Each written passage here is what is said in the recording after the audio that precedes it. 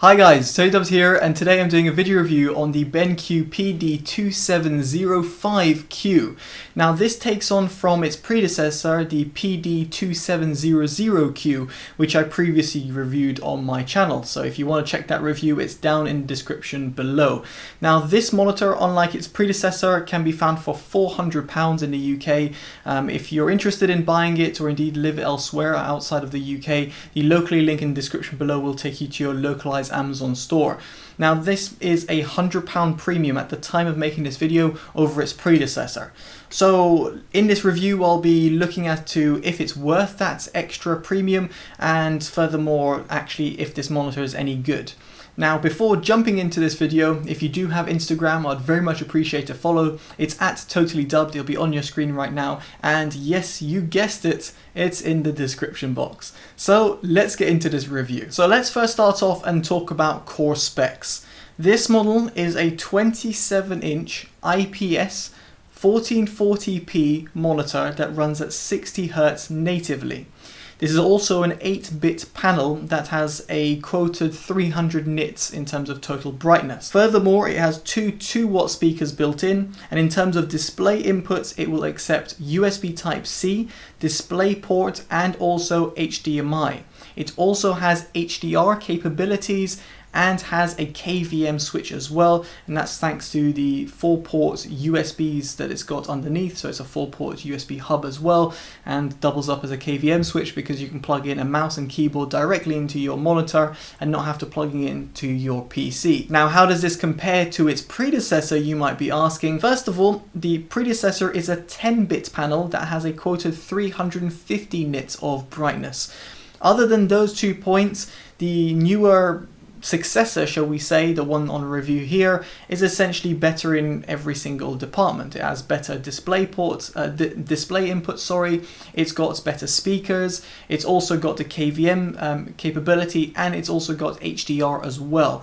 So in other words, there's a few things over here, let alone in terms of its build quality, that the new monitor is actually better. And that's why you might want to be paying that premium over its predecessor for this monitor. Now we talked about how this might be a little bit of a better looking monitor over its predecessor, and it's pretty obvious as soon as you get the monitor out of its box. Essentially this has got a 3-sided borderless design with a stand that allows 180-degree adjustment, got pivot, swivel, and also can rotate essentially. So in other words, it's a fully versatile stand and one that's also very sturdy. Its predecessor had pretty chunky bezels instead, and while it did provide all the same sorts of adjustments, it's not as nice and neat looking. Why will this matter? Well, purely because if you have this BenQ monitor and you want to run multi-monitor setups, then this monitor will be a better bet over its predecessor because, well, it's just a little bit slimmer looking whilst still essentially being a 27-inch monitor. Now in terms of build quality and design, subjectively I will say that the monitor is perfectly fine. I have no complaints. I did find it slightly strange that you couldn't fully 360-degree rotate the monitor, although I don't think a lot of people will totally care about that. What they really care about is the fact that the monitor is sturdy, and indeed the stand is sturdy and has a really nice design, and I have no complaints whatsoever in that department. So next up is the monitor's OSD, which can be accessed through a set of physical buttons at the bottom right of the monitor. Now I've wished BenQ had integrated a joystick, but nevertheless this is what you get. So through the OSD you can see you've got display, you've got picture, so if through the picture, ignore the brightness at the moment, that's just purely because of my camera picking it up. Sharpness, you've got gamma, color temperature, hue, saturation, and you've got AMA, which we'll touch upon in just a bit. Then we've got the picture advanced mode, so you can see over here I'm in the sRGB mode, but the beauty of this monitor is that it does come with a variety of different modes, so Rec 709, CAD CAM, animation, MBook standard low blue light mode, which you can again adjust, and darkroom, and also user settings as well. So it's great to see a whole host of different functionalities there which are built in and also pre-calibrated, specifically the sRGB and Rec 709 modes. You've got dual view as well, which you can basically split the screen in two and have 2 different color profiles, great for editing. Display modes, you'll probably want to leave this on full. Overscan and RGB range, again you might want to leave this on auto detect. Audio, so this has got built-in speakers. It's got two 2-watt speakers. OSDs are perfectly fine for Windows notifications or basic music listening. I wouldn't really do it for any sort of serious audio editing or anything like that. But anyway, those are included. Then you've got KVM switch, so it's something I just touched upon, but you've got the KVM input as well, so you can change the video input or indeed have it or auto switch if you have that.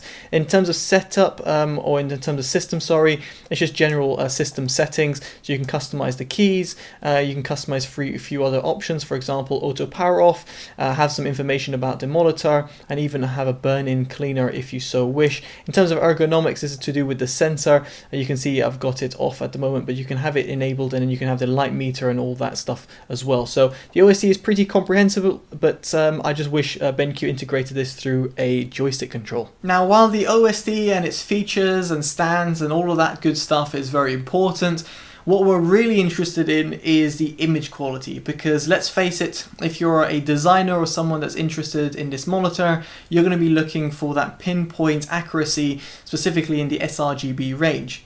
Now, BenQ claim it's got 100% sRGB. They even provide a calibration report that's tailored to this monitor. So in other words, every single monitor has its own factory calibration and makes it a little bit more individual and a little bit more professional grade. And what I will say is that yes, this monitor does pretty much hit the 100% sRGB range. From my test, it got 99.3% sRGB coverage with a gamut volume of 102.3%. Now those are great numbers, and if you look at the gamut volume, and what you will see over here is that it's a little bit overzealous in terms of the pink, but other than that, it's pretty much bang on.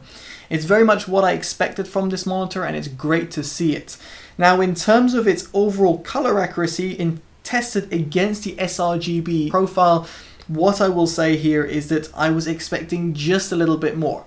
Now, don't get me wrong, it does meet BenQ's claim of hitting an average delta of sub 3, and it does get an average delta of 1.04 with a maximum delta of 2.1, which are very impressive numbers. But I've actually seen gaming monitors which are around the same price and offer pretty much the same sort of functionalities, if not a little bit more in terms of its refresh rate and input lag, and they offer similar type of performance. I expected an average delta EVE to be even lower than this, but if you do have this monitor, you probably have a calibrator, so like mine, which is the Datacolor SpiderX Elite, and you might want to calibrate your monitor to make it even better and even, well, more calibrated to, let's say, the sRGB color space. Contrast ratio is around 1100 to 1, which is perfectly acceptable for an IPS display. It's not going to be as high as VA panels out there, which offer around 2000 to 1, if not more. And the panel's overall brightness at around 320 nits is, not say laughable, but a little bit disappointing. I was expecting at least 400 nits or above. Now, why is this of importance? Why should you care? And 300 nits is decent in most standards and most bright rooms. You'll be perfectly fine to see this monitor. Well, the reason is because this monitor has HDR capabilities. So yes, it does accept an HDR signal, and when I tested it over a game such as Destiny 2, which has HDR capabilities built in, the monitor didn't really come across well as what you'd expect an HDR image to have. Instead, it kind of gave overzealous colors and kind of skewed the image a little bit. Yes, it did look better in certain scenes by highlighting the blacks and the whites from each other, but other than that, the HDR just wasn't that great. And in my opinion, I wish that BenQ had increased the brightness up to 400 or 450 nits, then this monitor would truly have been a great HDR capable monitor. Instead, this HDR10 compliant monitor is purely there for, not saying marketing purposes, but it accepts an HDR signal. Should you use it? Well, from my experience and from my test, I would say absolutely not, but your mileage may vary. You might find better results depending on your source and depending on how you use HDR. But if you're going to use it for editing, then I would suggest getting a more HDR capable monitor if you're looking for editing or video grading or something like that in HDR specifically. Now, HDR aside, in terms of lowest brightness, it gets to around 56 nits. The reason I mention this is, apart from its darkroom capabilities and different color profiles you can use, its darkest mode is sometimes quite important because you might be in quite dark environment if you're going to be editing or video grading, and you might want to know that this monitor gets to around 56 nits, which is pretty low in terms of brightness, so I don't think most people will be most people will have a problem with that. Now, to round off its brightness, it will be pretty much criminal not to mention backlight bleed, because this is an IPS monitor. Now, backlight bleed is very much panel lottery, and if you're watching this review and you are looking to buy this monitor, you probably know that already. But nevertheless, here is some screenshots, or should I say pictures, should I say, of the monitor doing a backlight bleed test in a complete pitch black room, and you'll see it's acceptable. It's not the best that I've seen. I would have expected, again, a little bit better in terms of its backlight bleed reproduction, specifically in my monitor in the bottom left corner. It was not that great, and this came across in its brightness uniformity test, which was a little bit off in the left corners or even the right edges as well, which wasn't its best trait. Again, something I would expect a designer-led or designer-grade monitor to be better at in comparison to gaming or normal monitors. Here I expected a little bit more from the BenQ. Next up is gaming performance. Now, while this monitor isn't a gaming monitor to say the least, I very much like testing gaming performance on every single monitor, just in case you're a designer for a game, for example, you'll want to jump on the game. Now, here I was actually pleasantly surprised to see that the monitor's input lag is actually not that bad. Surprising, because this monitor isn't really a gaming monitor. As for its ghosting, it's acceptable. You do get a little bit of inverse ghosting, specifically when you put AMA on premium in order to get the fastest response time, or as close to the 5 milliseconds G2G response time.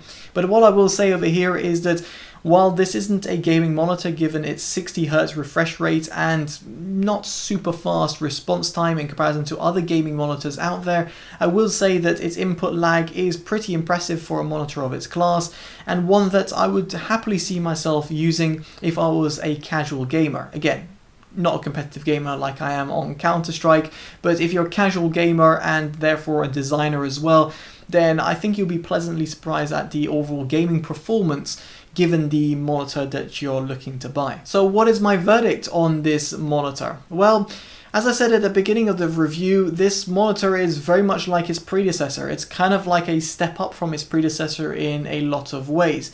Although it does suffer from having an 8-bit panel versus a 10-bit native panel, and having a 300 or 320 nits cap in terms of its brightness. Other than that, this monitor does tick a lot of boxes, and for those people who are going to be using this in more of a professional environment, its sRGB coverage is very impressive. Its 1440p display is going to be great, obviously. Its build quality and the fact that it's got a KVM switch and USB Type-C connectivity are massive plus points. And even the fact of its design, the fact that you can use it in a multi-monitor setup, might be pleasing to some people. Now, is it a monitor I would personally recommend? Well, I would actually see myself recommending its predecessor, because all those features that I mentioned are not really applicable to someone like myself. Of course, your mileage may vary, so I'd be very much intrigued to hear your thoughts in the comments section below. Now, if you do enjoy this review and this honest, unbiased, independent review, make sure you do give it a like, subscribe to see more, and of course favorite and share, as it always helps the channel grow and it's very much appreciated on my behalf. Alright guys, I've been Totally Dubbed, take care and bye bye.